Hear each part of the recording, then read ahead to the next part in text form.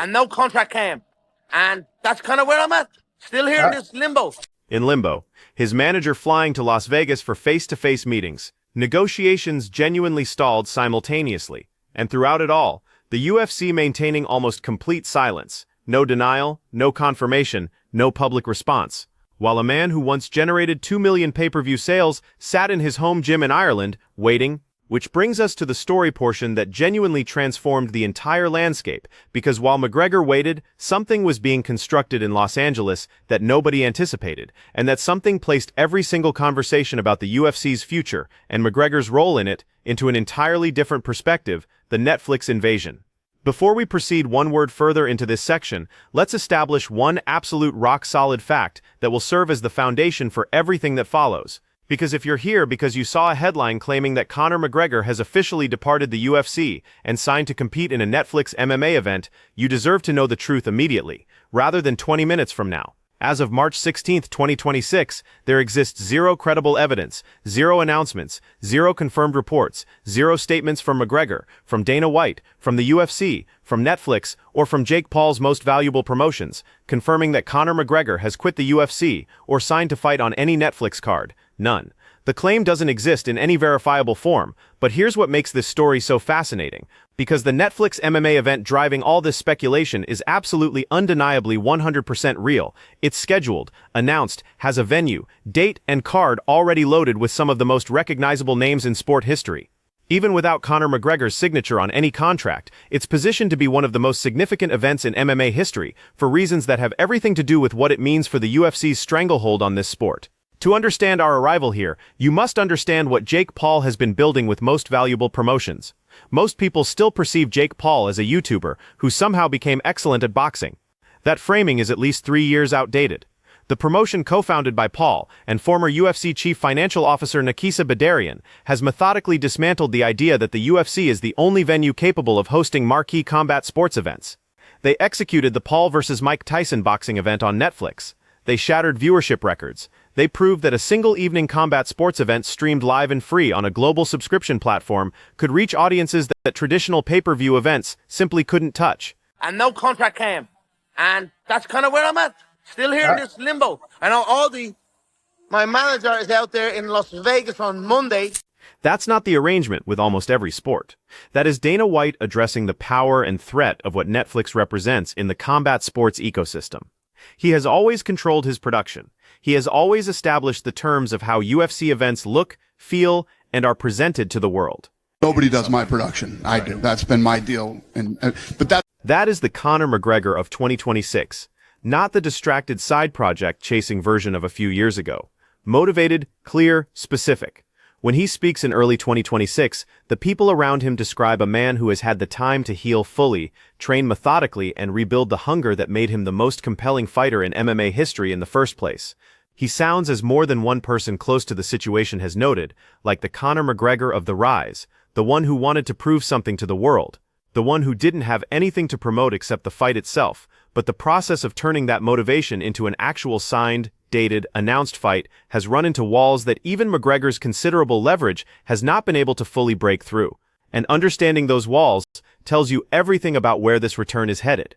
Maybe every sport, as far as I know, but not me. Nobody's going to control my product. I do. And for Netflix, this thing was brilliant because you knew it was going to pull a massive number because of Mike Tyson. He knows exactly. Let's start with the White House card situation, because it's the most publicly visible piece of this puzzle and the most misunderstood. The UFC's historic Freedom 250 event on June 14, 2026, headlined by the undisputed lightweight title unification fight between Ilia Topuria and Justin Gaethje, with Alex Pereira versus Kirill Gane for the interim heavyweight title in the co-main, is being held on the South Lawn of the White House, tied to America's 250th anniversary. It's the most ambitious logistical undertaking in UFC history, and McGregor was deliberately left off of it.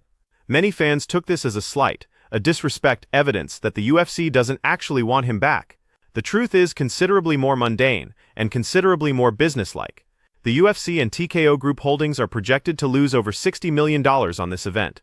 The Octagon is being constructed directly on White House grounds, requiring government permits, extraordinary security infrastructure, temporary architectural builds, and post-event restoration that includes replacing the South Lawn grass at a cost of nearly $1 million on its own. There's no traditional gate revenue. The event operates on an invite and limited access model. There's no traditional pay-per-view money because the entire event is included in a Paramount Plus subscription. Sponsor restrictions prevent standard cage branding.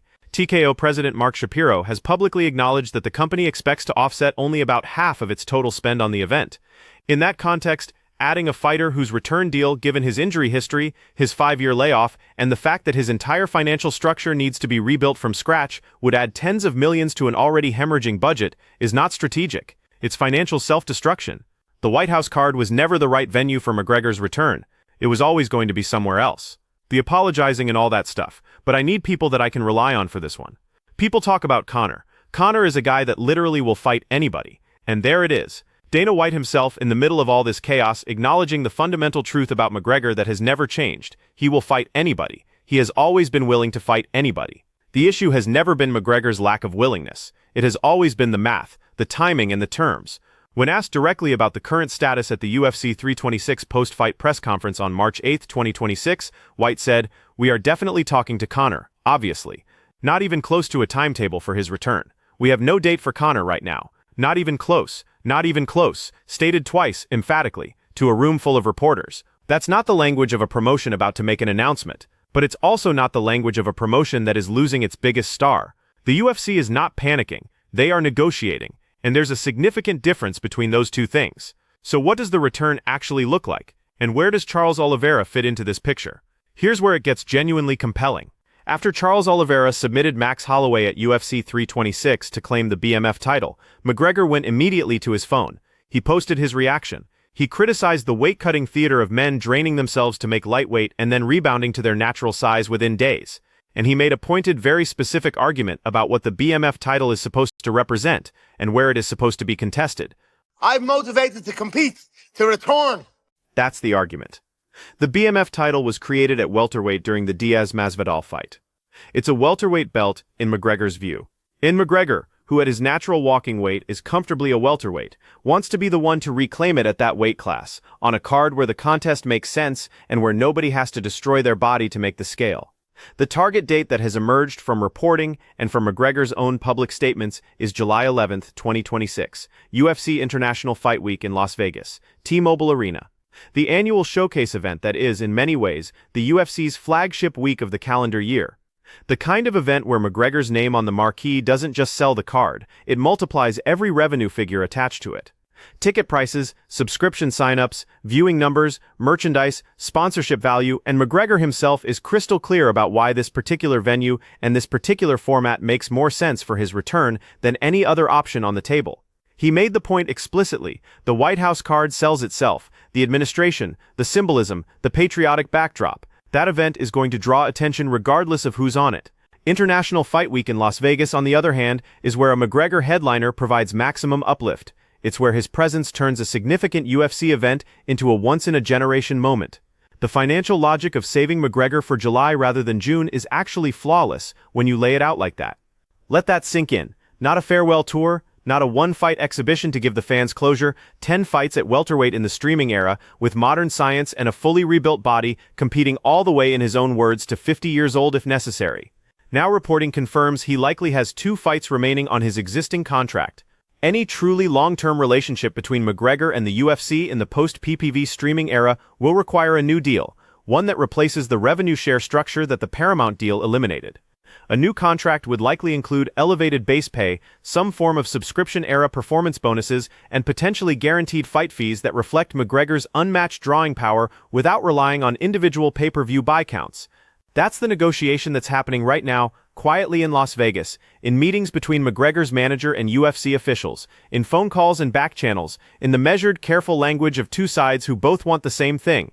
McGregor back in the octagon, but have not yet agreed on the price of getting there.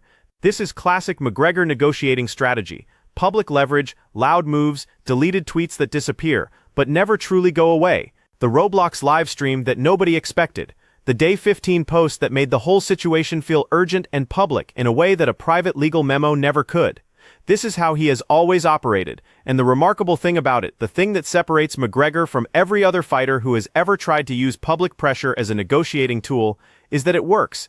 Every single time it works. He's not going to Netflix, he's not leaving the UFC. He's fighting his biggest, most important battle yet, not inside an octagon, but at a negotiating table, to make sure that when he does walk back out into that cage for the first time in nearly 5 years, the terms reflect who he is, what he's built, and what he's still capable of doing to the record books. The talks are real, the return is coming. Every major outlet confirms the negotiations are ongoing. July 11th sits on the calendar. Charles Oliveira has called him out. The BMF belt exists, and is waiting. And McGregor, training in his private octagon with his full team and what he calls a full bank, is ready to go the moment the pen meets the paper. The only question, the one that has defined MMA conversation for the last 5 years and still hasn't been answered, is when that contract finally gets signed, and when it does, you'll hear it everywhere. Click on one of the cards on your screen to see more videos like this. You get people tired of asking when is Conor McGregor coming back. It's not common knowledge that the most legendary pay-per-view star in UFC history, Conor McGregor, has been trapped in contractual purgatory, awaiting Dana White's callback. But something groundbreaking just occurred. Netflix has assembled the most celebrity-loaded MMA lineup ever created outside UFC's walls. You must wonder, is Conor McGregor preparing to execute the maneuver that transforms this sport permanently? Because rumors suggest he already has. The contractual bombshell. Here's what people not paying careful attention still don't completely grasp about Conor McGregor. This individual has never, not one single time throughout his entire career, executed anything in the fighting industry accidentally. Every statement he utters is calculated. Every social media post he publishes is intentional. Every retirement declaration, every erased tweet, every interview filmed inside his personal gym octagon, everything forms part of a blueprint.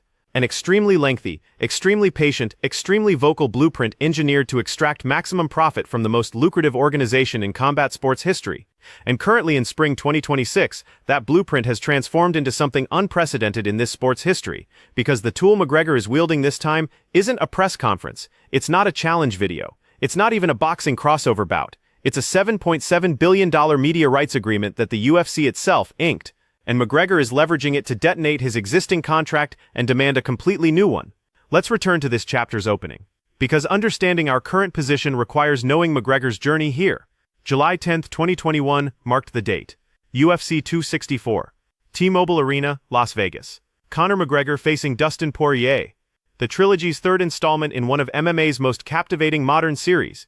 Then 49 seconds into round 1, McGregor's left leg collapsed beneath him while landing a strike, a compound tibia fracture, among the most horrific injuries ever witnessed live inside the octagon. Instantly, the fight concluded. The trilogy ended. McGregor's career entered indefinite suspension. What ensued was nearly 5 years of competitive silence. McGregor rehabilitated. He recovered. He returned reportedly to nearly complete health. In 2024, the UFC finally announced everyone's anticipated matchup, McGregor versus Michael Chandler. UFC 303. The comeback. Chandler, among the roster's most electrifying fighters, had loyally maintained his Q position for years, waiting specifically for this encounter. The entire card centered around it. The promotional machinery accelerated into high gear. Then, a toe injury struck. McGregor withdrew. The fight was canceled. Here's the situation entering 2026. McGregor hasn't competed since July 2021.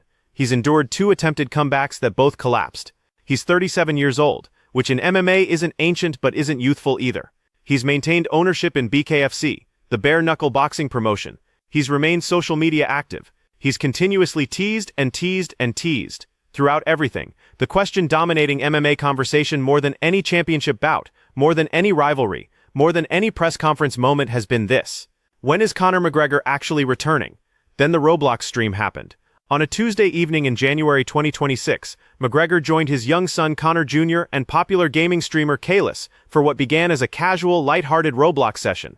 No press conference, no professional backdrop, no UFC branding, simply a father playing video games with his child.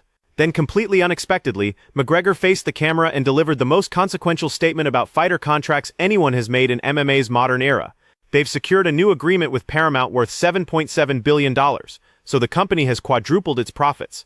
My contract is essentially nullified right now, because PPV no longer exists, whereas my contract was built on PPV sales. I'm the highest-grossing PPV fighter in history. The PPV system is finished. I'm negotiating a new contract. We're entering negotiations in February, and I'm extremely interested in the outcome. Pause and absorb what he declared. Because McGregor wasn't merely complaining, he wasn't having an on-camera breakdown. He was presenting a precise, calculated legal and business argument in plain language before millions of viewers on a children's gaming platform. The argument, whether legally sound or not, possesses a certain devastating logic. Here's the essential background. The UFC signed a landmark 7-year, $7.7 billion media rights agreement with Paramount Global for Paramount Plus and CBS in mid-2025, effective from 2026 forward. Under this agreement, major UFC events, 13 numbered cards annually, and 30 Fight Night cards, transitioned entirely to subscription streaming. Fans pay their monthly Paramount Plus subscription, and every event is included. No additional PPV fee. No purchasing individual cards for $69, just open the application and watch. For casual fans, this seems like fantastic progress. In many ways, for the sport's growth, it is. But for the fighter whose contract was specifically structured around pay-per-view revenue sharing, it represents complete structural devastation. McGregor wasn't merely a UFC fighter receiving PPV bonuses. He operated at an entirely different level. As one of the organization's highest-earning fighters, his deal included what are commonly termed PPV points, a percentage of every pay-per-view purchase above a specific threshold. When you're headlining events selling over 1 million units, events no other currently active UFC fighter has approached replicating, those points translate into tens of millions per fight. That money has vanished. Not decreased, not restructured, eliminated. The entire mechanism that made his deal valuable has been completely removed from the equation. Currently, we're transitioning from the pay-per-view model, which was my model. I dominated pay-per-views. I'm the only one. I'm the only fighter in the current landscape. He's correct. He built that model with his name, his persona, his performances, and his ability to reach audiences who had never watched a UFC event. McGregor versus Khabib, McGregor versus Poirier, the boxing match with Floyd Mayweather. These weren't just MMA events, they were cultural phenomena. The BMF title was founded by Nate Diaz at 170 pounds, the creator of the belt. So the belt should be contested at 170 pounds. Built on a financial structure that no longer exists. Let's be completely accurate here, because research is crystal clear on this point, and this analysis won't mislead you. Legal analysts and combat sports insiders, including Chael Sonnen, have noted that McGregor's void claim represents creative negotiating rhetoric rather than a guaranteed legal victory. Standard UFC fighter agreements typically include provisions accounting for media rights changes. The promotion has never publicly acknowledged any contract is legally void. No arbitration has been filed, no lawsuit initiated. McGregor reportedly still has 1 to 2 fights remaining on his prior agreement. But all that analysis misses this. McGregor didn't need courtroom victory. He needed negotiating table success. By taking his argument public, making it so loudly, clearly, and visibly that every reporter, analyst, fighter, and fan was forced to engage with it, he made ignoring the conversation impossible for the UFC. He forced them to the table. He initiated the clock on his own renegotiation before any legal brief was filed, so the UFC began talking. What happened over the following weeks revealed just how messy and complicated this situation truly is. In early February 2026, McGregor appeared in an Instagram interview outside his Black Forge restaurant in Ireland and confirmed negotiations were actively underway, specifically mentioning the UFC's planned White House card as a potential target. Then on February 18th, McGregor posted and almost immediately deleted a tweet reading, "I've been offered an opponent and date, and I accept waiting on my contract." Screenshots exploded across every MMA platform within seconds. 5 days after that first deleted post, another appeared. Brief, frustrated, impossible to ignore. 5 words and a number. Day 15 of I accept, send the contract. 2 weeks of agreeing to a fight, 2 weeks of monitoring his phone, 2 weeks of nothing but silence from the negotiation's other side. And McGregor, the man who created a billion-dollar industry from self-promotion artistry, was publicly demolishing the narrative in real time. Exactly how massive the Netflix platform is, and now, for the first time, a competitor is using that platform to construct a rival MMA card, not just with capable fighters, but with genuine legends, names that casual fans recognize, names that can attract viewers who have never watched a UFC event in their lives.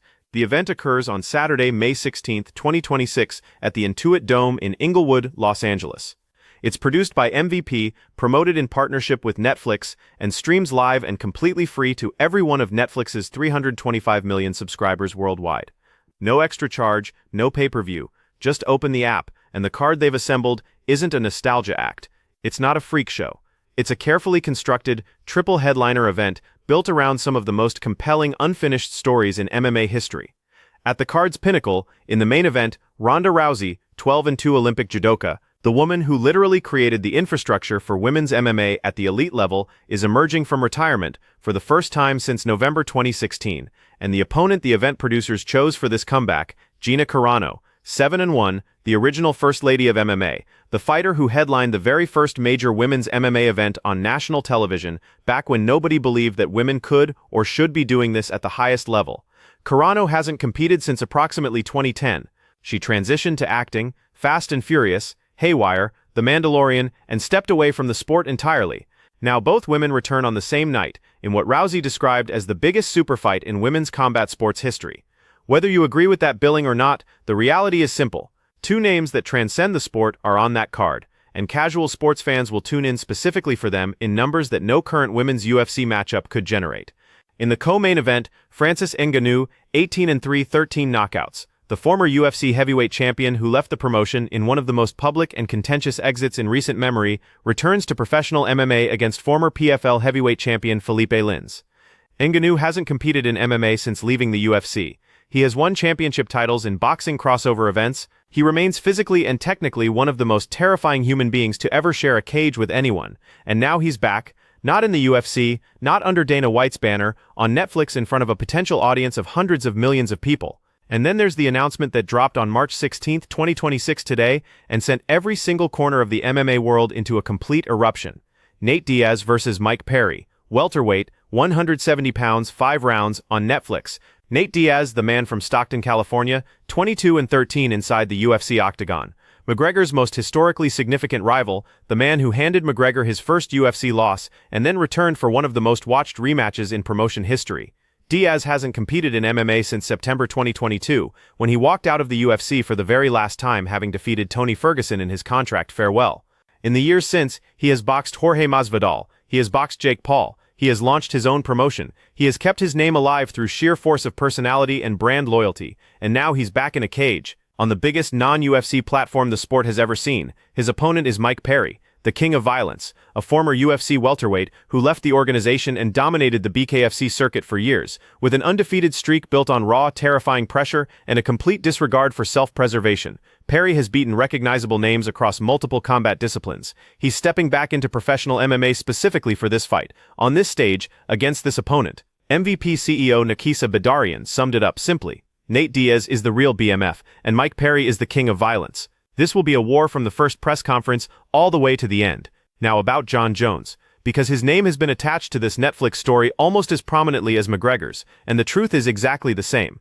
Jon Jones, two-division UFC champion, widely regarded as the greatest mixed martial artist of all time, has not signed with MVP, Netflix, or any combat sports event. As of March 16, 2026, there is no contract, there is no announcement. What there is an extraordinarily messy, very public contract dispute that has given the clickbait ecosystem all the fuel it needs to generate millions of views on zero verified information.